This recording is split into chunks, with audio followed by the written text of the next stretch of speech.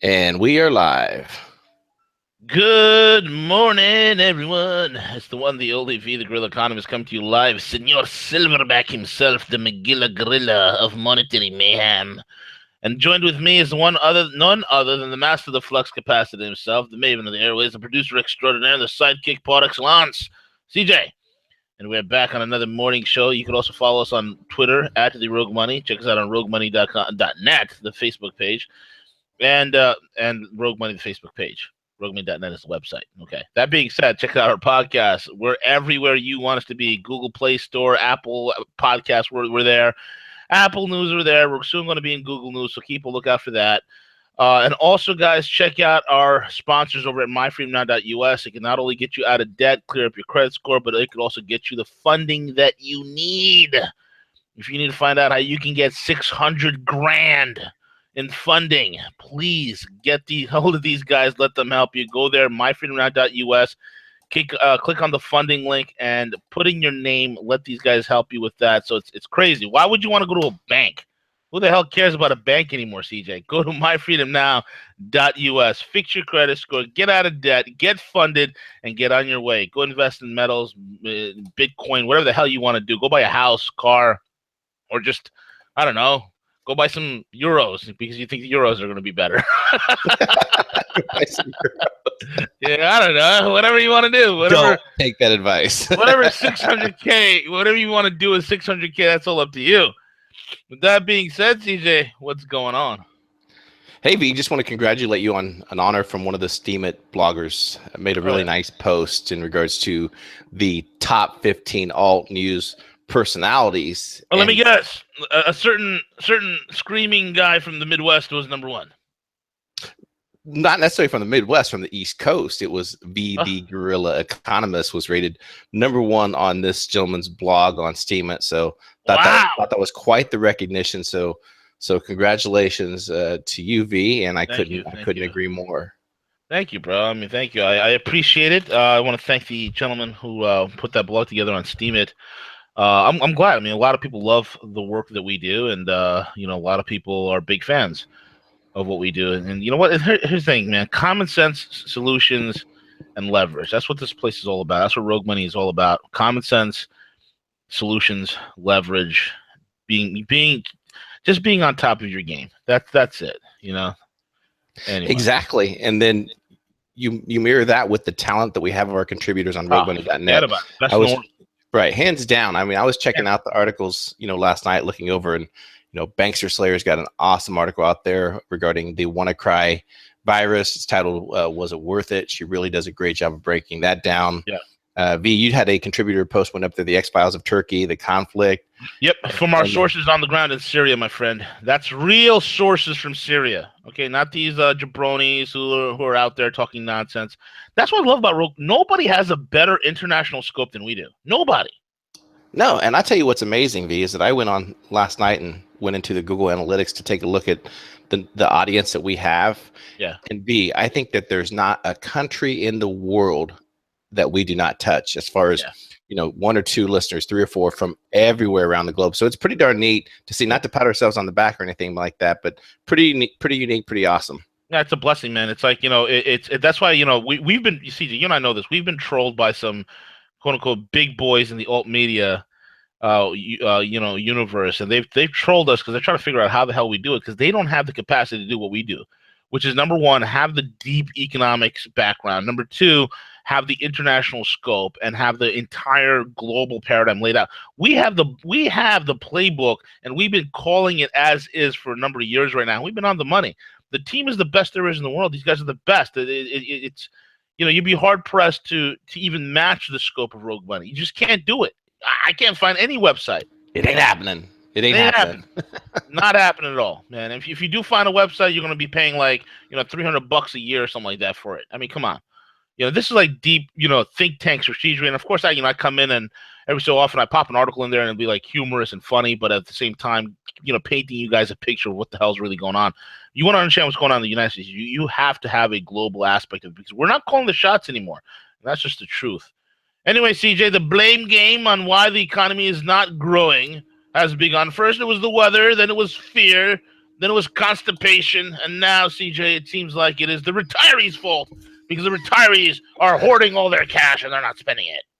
This article was absolutely hilarious to me when you actually dig into it.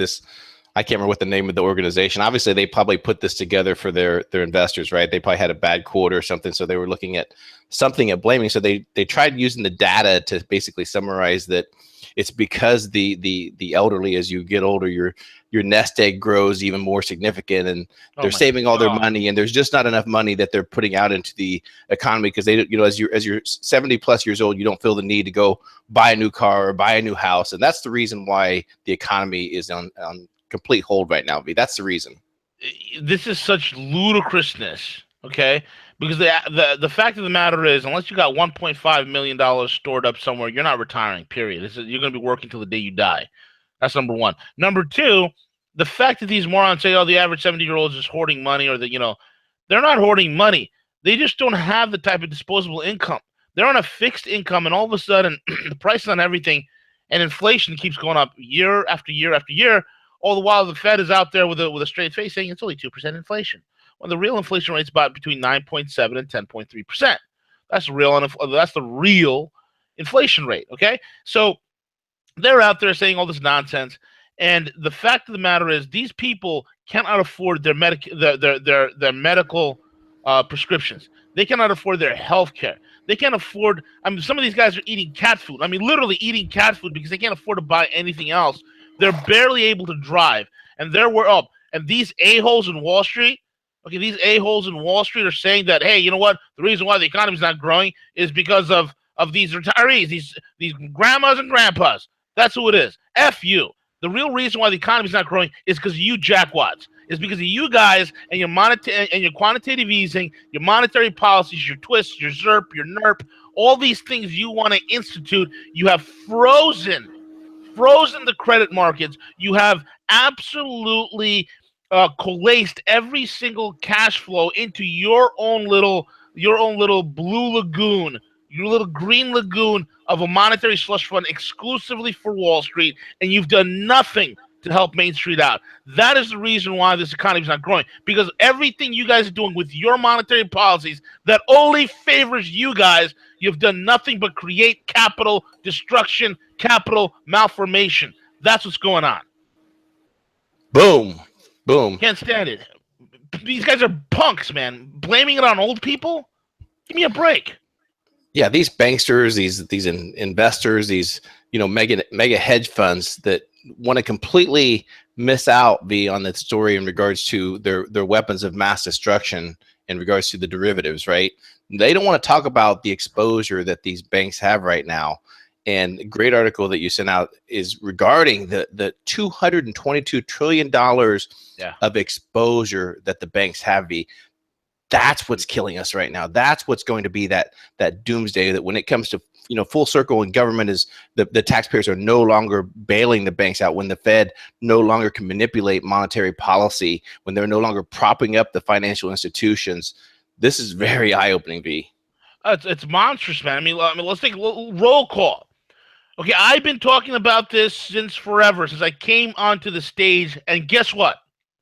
When I came out into the scene in 2012, and now it's 2017, in 5 years, there has been absolutely zero improvement.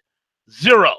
Okay? Nothing. Zip. Nada. Zilch. Citigroup, $47 trillion in derivative exposures. JP Morgan, $47 trillion. They used to have $70 trillion. Now you might say to yourself, wow, how are they able to offload it? Who knows? Who knows? They're cooking the books. They're not offloading anything. All they're doing is shuffling things around and making it look like their balance sheet has less than what they have in terms of derivative exposures. We all know these guys have two sets of books. We all know these guys are taking a page from Matthew Anderson. Nothing's really changed. We all know that the freaking regulators like the SEC are walking in lockstep with these guys. We all know it's a revolving door between the big banks and the SEC and all the other regulators. We all know that. Bank of America, $33 trillion. Morgan Stanley, $28 trillion. Wells Fargo, more than $7 trillion. This is collectively the top 25 banks in the United States, $222 trillion to derivatives.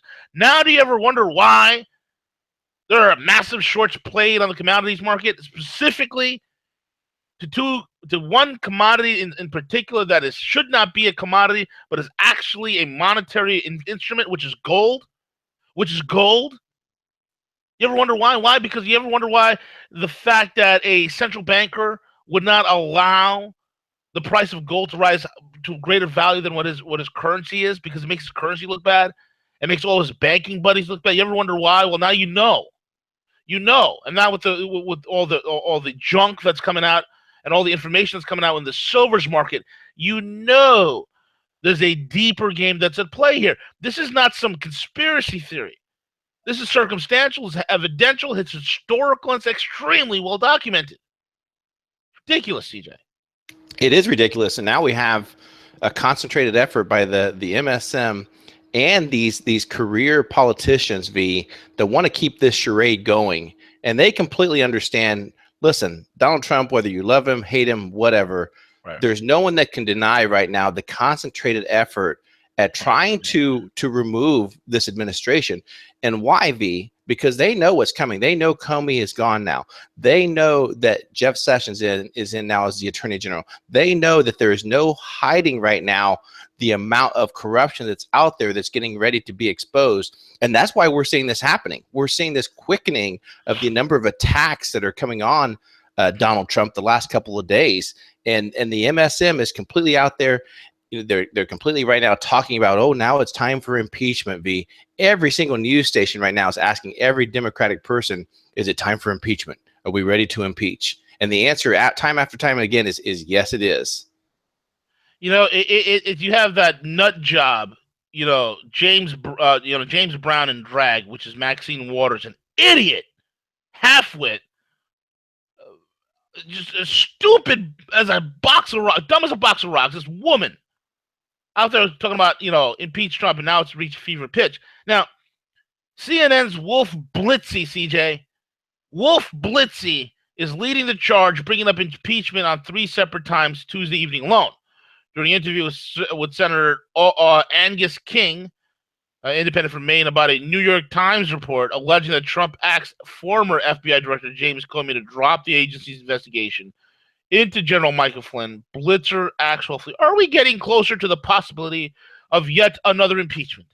Blitzer also flatly told Senator King that if the Times report is accurate, it is an impeachable offense, not even phrasing the statement as a question. Moments later, Blitzer asks Representative Elijah Cummings, Democrat of Maryland, if the New York Times report would provide enough ammunition for impeachment proceedings against Trump, is that impeachable if it's an obstruction of justice? These guys are so freaking desperate. I thank God, CJ. I thank God that the mainstream media has decided to lock arms with one another. They're interlocking their arms to one another, and they're singing, yes, impeach Trump. They will all go down they'll all go down the ship. Nobody watches their stupid shows. Wolfie Blitzer, if he's lucky, has 300,000 people that watch him. Most of them are in retirement communities. The rest of them are doped up on medications. The others are a bunch of pinko leftists from California and some of these large Democrat controlled cities that are a bunch of cesspools of violence and drugs. Those are the only people that watch Wolfie Blitzer. Okay? I thank God the mainstream media is lock arms with each other. Let them all go down, because they will all drown together. They've made a pact, and I hope people understand this. A pact has been drawn. Never before have you seen the media. We all know it was controlled. We all know it was fake. We all know it was contrived. But never before have they drawn a line in the sand together. Never before have they been so absolutely resolute in one thing alone. That is the destruction of the Donald Trump administration. Never. And because of that, CJ, they will all burn together. This is their last kill shot, because these mofos know, CJ, these mofos know that if since Comey's gone, these guys are targets. The pedo rings run right through the executive offices of many of these mainstream media outlets, bro. Yeah, absolutely. Absolutely. And they tried this 1-2 punch that absolutely is not going to stick. So, day one, a couple of days ago, they came out and said, "Oh yeah, Trump, gave the Russians sensitive information. They shouldn't have done that," and that didn't stick. So the next day, what they do? Comey comes out. "Oh, I have a memo here where Donald Trump asked me to stop the investigation into Mike Flynn, and the memo is 3 months old, and it's on a napkin that I wrote down. It's here somewhere. Let me find it and turn this over." Just this absolute, and they're still asked her, V, from this whole correspondence center. These media people like to prop themselves up like they're part of the elite class. They want to pretend like that they actually have a viable participation in our existence when they don't. V, they're struggling for existence right now, and just to see this all coming together, and there's a war. This is going full on, and it did. The moment that Comey was fired, this has escalated, and they're not going to let down. So people need to wake up. We need a counter offensive, concentrated effort to put this attack, this, if you will, almost just an overthrow, a coup against Donald Trump. V. Absolutely, man. Dude, I am absolutely laughing at this whole entire thing. It's going to go nowhere. It's going to watch how this thing turns around. I have a sense that with the firing of Comey, the trap was laid. They are all rushing into the trap. Let them when this is sprung. Which brings us to the next thing, man. Susan Rice. She wants to seek immunity, it seems. Yeah, all of a sudden, now that Comey's gone, she understands that Democratic protective layer that protected Hillary, that protected Susan Rice, that protected Obama, that layer is completely gone now, V. Yep. That layer is completely gone. She understands that the FBI, the Justice Department, is going to be completely turned over, and there's no longer that protective layer that's there. So she's actually has came forth now with her attorneys stating specifically, listen, I'm willing to come forth. However, I want to ensure whatever information that I divulge, I'm going to be completely away from any type of prosecution, any type of criminal prosecution. So obviously there's something there, V. And is this in the news anywhere? Was this reported anywhere? Nope. Nowhere. Nowhere. None of the mainstream outlets are reporting. Once again, it's alt media to the rescue. This criminal lackey is her testimony. Look, first of all, if I were you, Susan Rice, number one, I would not only ask for immunity, I will actually put up a private security force around me at all times, just so I don't wind up mysteriously dead. Maybe, shooting yourself 8 times with a nail gun, or you probably found yourself drowned in 3 inches of water, or you might have, hung yourself with your feet touching the ground. All sorts of crazy things, or you slit your wrist going backwards, which doesn't make any sense. All these ridiculousness. Okay, the whole point is this: Rice. Here's the deal. Okay, Comey's gone. There's nobody here to protect you. You better come out with this and spill the beans and hope that the mercy of the Justice Department will allow you not to have such a severe penalty. Because here's the thing: this testimony from Rice will implicate Hillary Clinton. It will implicate Loretta Lynch and Barry Bones Obama, or Barry Soetoro, or Barry, whatever the hell you want to call him this week. Okay? It's going to affect Skinny as well. They're all getting indicted. And probably even the Podesta brothers, this, that, and the other. All of this. Now let me ask you leftist retards this. Was it worth it? Was it worth it? Huh? You guys lose your shit and go crazy and start attacking a sitting president and an administration? Now you're in for it. You could go quietly into the night, could you? Now, you knew it was a fight for survival. You knew it. Now it's coming.